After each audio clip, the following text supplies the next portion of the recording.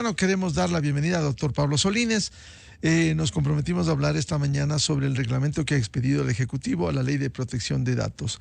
¿Qué contiene, en qué condiciones y cómo va a desarrollar la Ley de Protección de Datos? Buen día, Pablo. Miguel, un saludo a toda la audiencia también.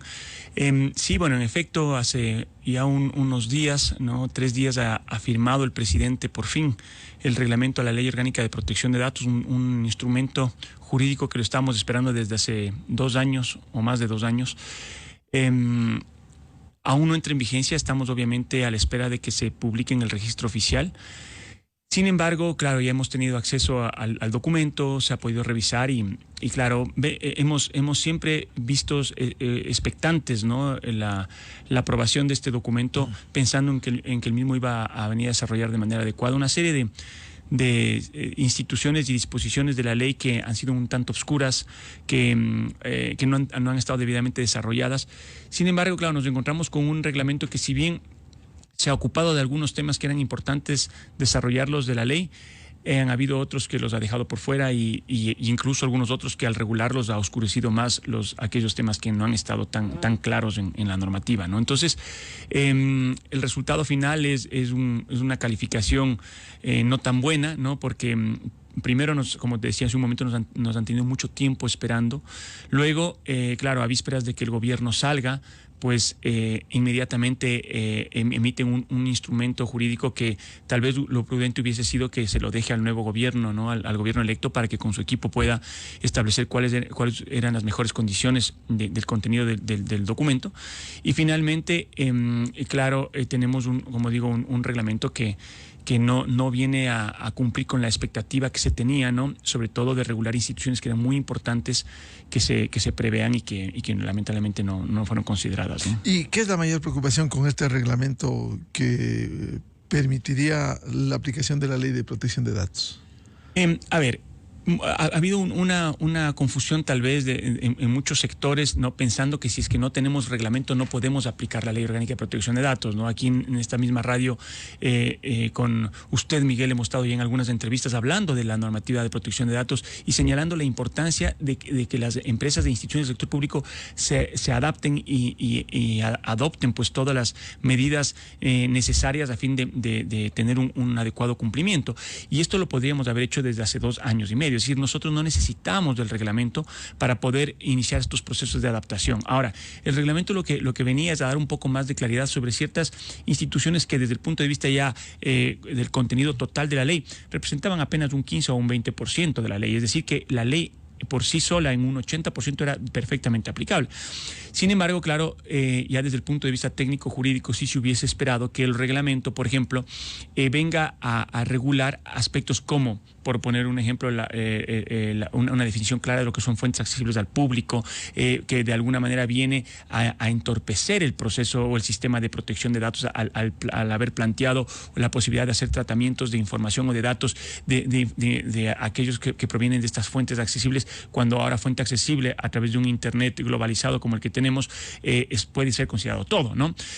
Pero no se regula, no se define de manera adecuada esto, no se regula de manera adecuada algunos derechos que, por ejemplo, sí que requerían de ciertas aclaraciones, como es el derecho a la información, como es el derecho a la portabilidad y algunos otros derechos que de cara a la protección del ciudadano hubiese sido deseable que tengan una mayor detalle en cuanto al alcance de los mismos, al cómo ejercerlos y demás, que tampoco se prevé en esta normativa. Lo propio con el tema de principios, que los principios desde el punto de vista de la protección de datos son obligaciones en sí mismas, y hay algunos principios que requerían de una mayor profundización y orientación para que sean aplicados de manera adecuada, que tampoco lo hace.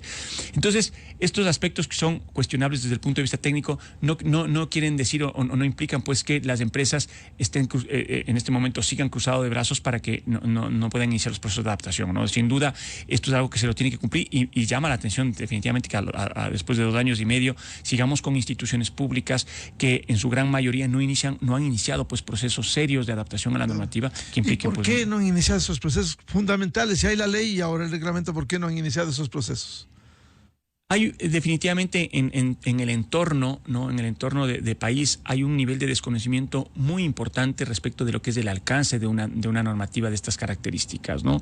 No se llega a entender el real concepto, ¿no? En algunos foros en donde he estado yo, por ejemplo, con máximas autoridades del actual gobierno que se han hablado de estos temas, siguen pensando, por ejemplo, que prácticas como las del SRI, en donde se publica a diestra y siniestra información personal de ingresos y de pagos de impuestos y de personas, identificándolas claramente, o que nosotros tengamos, por ejemplo, instituciones como el Consejo de la Judicatura que siga administrando este sistema SATGE, ¿no? En donde se pueden determinar todos los antecedentes judiciales, incluso penales de las personas, lo propio en Fiscalía, en el Registro Civil, en la AMT, bueno, en muchas instituciones que se manejan ingentes cantidades. Registro Civil. Registro Civil, sí, ingentes cantidades de información de los ciudadanos, pues simplemente no tienen ningún tipo de filtro ni de reparo en publicar información que hoy por hoy... Y eso la ley protege los datos. Protege y están prohibidas, ¿no? Y si es que se hacen procesos de regularización serios, ¿no? Y técnicos, definitivamente deberían de haberse obviado desde hace mucho tiempo. Sin embargo, siguen ahí. Y seguimos teniendo, por ejemplo, trabajadores o personas que están aspirando a puestos de trabajo y que no pueden ocupar un puesto de trabajo. ¿Por qué? Porque cuando una empresa, como parte de su proceso de preselección, hace una investigación en el sistema SATGE, le sale que fulano de tal ha tenido tales juicios, ha presentado tales demandas o ha estado involucrado en tales procesos, y simplemente prefieren no contratarle porque dicen, bueno, esta persona ha sido una problemática o ha tenido estos antecedentes ya con su... Sin saber, con conocimiento de causa, los antecedentes y todo eso, ¿no? Pero está allí en los datos. Está allí. Y justamente sobre esta misma orientación hubiese sido deseable, por ejemplo, que en el reglamento se regule de manera adecuada el tema, por ejemplo, de lo que son los tratamientos de datos sensibles, los datos de salud, que están tan mal regulados en la ley, que a través del reglamento se podía haber dado una orientación más clara. Los datos crediticios, ¿no? Ahora el tema de los datos crediticios, de los buros de crédito y demás, se manejan con una simplicidad enorme, justamente porque hemos necesitado, en este caso sí, un reglamento que oriente de manera adecuada una factibilidad de uso de esta información, que es muy importante, muy sensible para los ciudadanos, pero que hoy por hoy no ha sido debidamente protegida, ¿no? ¿Cuál es la expectativa entonces con este reglamento? ¿Aplicar con lo que hay ahora? Sí, o sea, a ver, a mí me apena decir que un reglamento que aún no entra en vigencia porque no se publica ya es cuestionable y además debería ser objeto de reformas, ¿no?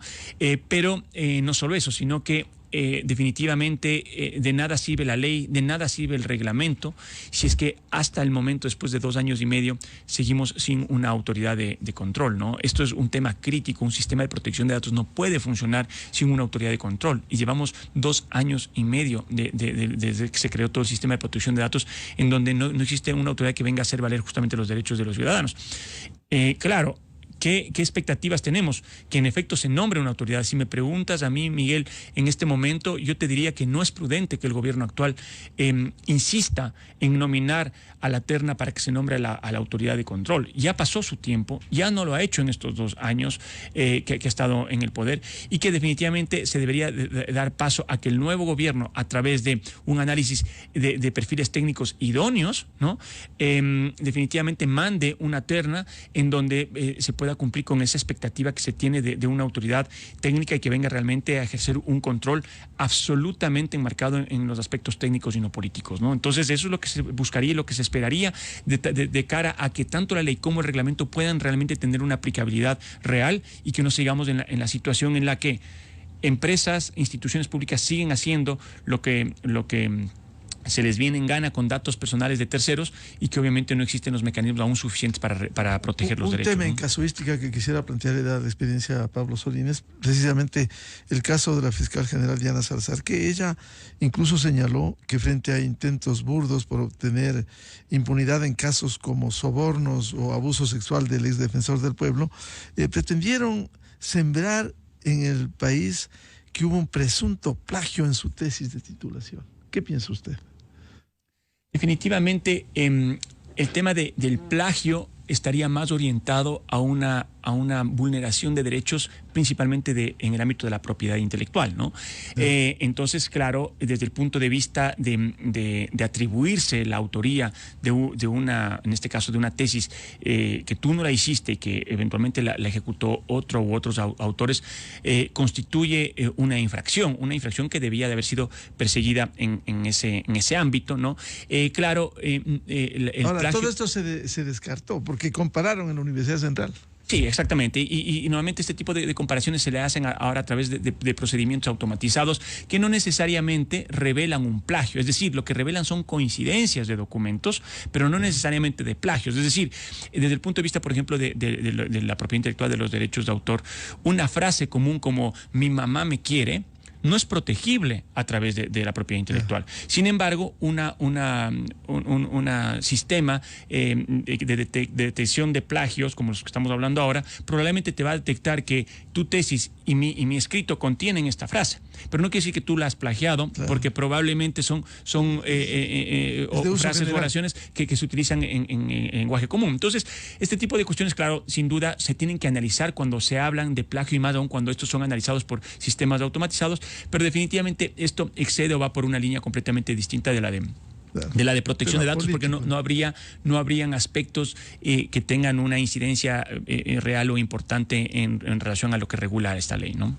Bien, muchas gracias al doctor Pablo Solínez, técnico experto en estos temas de protección de datos, a propósito de la expedición del Ejecutivo con el reglamento de la Ley de Protección de Datos.